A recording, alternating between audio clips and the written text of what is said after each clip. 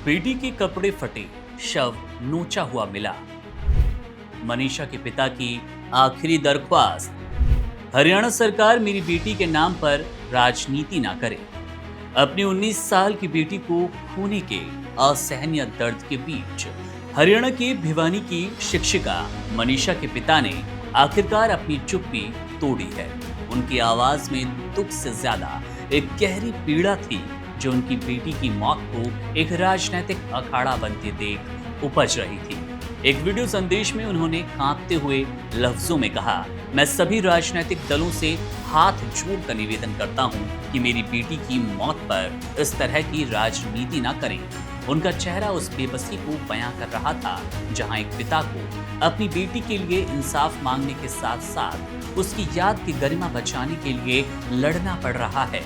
उन्होंने बताया कि कैसे उनके घर पर लोगों का तांता लगा है, कोई कुछ कहता है तो कोई कुछ और, जिससे उनका दुख लगातार बढ़ रहा है, भ्रम की सीमा बढ़ती जा रही है। उन्होंने साफ किया कि उनकी और जनता की सिर्फ 2 मांगे थी, मामले की सीबीआई जांच हो और दिल्ली एम्स में शव का पोस्टमार्टम। उन्होंने कहा, हरियाणा की नायब सरकार ने हमारी दोनों मांगे तुरंत मान ली।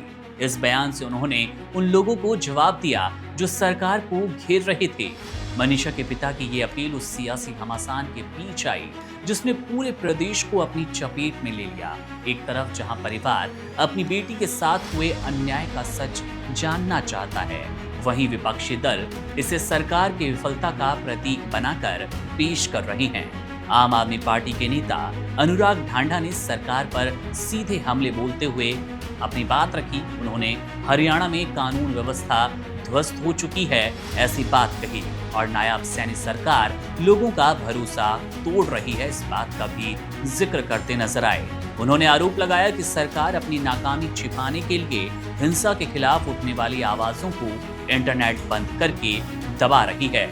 इस राजनीतिक खींचतान के बीच ही नजर आया कि ये मामला अब उलझता जा रहा है, जहां सच से ज्यादा आरोप प्रत्यारोप हावी हो चुके हैं।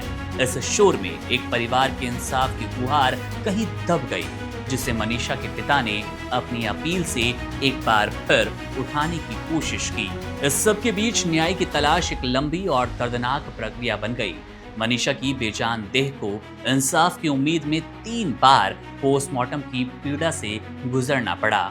आखिरी बार दिल्ली के एम्स में, इसके बाद भारी पुलिस सुरक्षा के बीच उसके गांव में उसका अंतिम संस्कार कर दिया गया। मानो माहौल में दुख से ज्यादा तनाव घुला हो। वहीं पुलिस ने अब इस मामले में खुद को अलग करने की कोशिश की है और अलग किया है, क्योंकि मामले की जांच अब सीबीआई करेगी। डीजीपी शत्रुजीत कपूर ने स्पष्ट किया कि जहर खुद खाया या खिलाया गया, सुसाइड नोट का सच क्या है, इन सभी सवालों के जवाब अब सिर्फ सीबीआई देगी।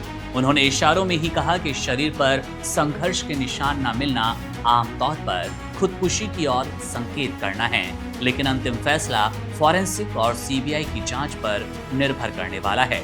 अब जब मामला देश की सबसे बड़ी जांच एजेंसी के पास है, तो परिवार और पूरे प्रदेश को उम्मीद है कि राजनीति के शोर से दूर सच सामने आएगा और मनीषा को इंसाफ मिलेगा।